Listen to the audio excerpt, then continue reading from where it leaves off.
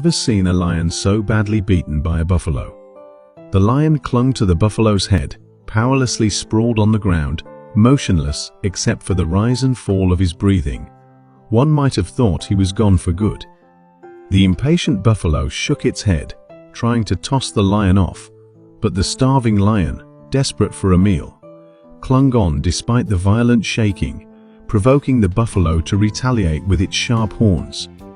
After a heavy blow paused the lion momentarily, he kept his grip on the buffalo, which then managed to shake off the lion's claws and step back, staring at the persistent predator in disbelief.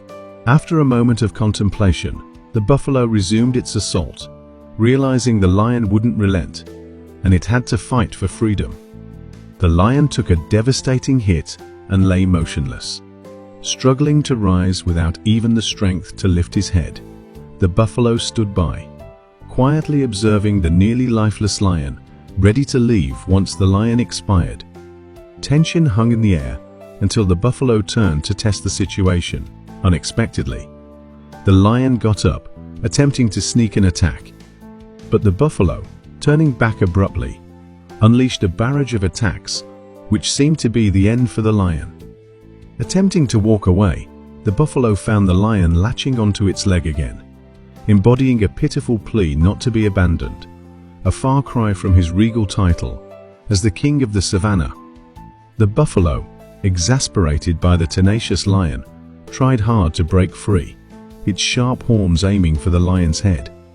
The battered lion, on his last breath, watched as the buffalo shook its head and confidently turned to leave, assuming victory.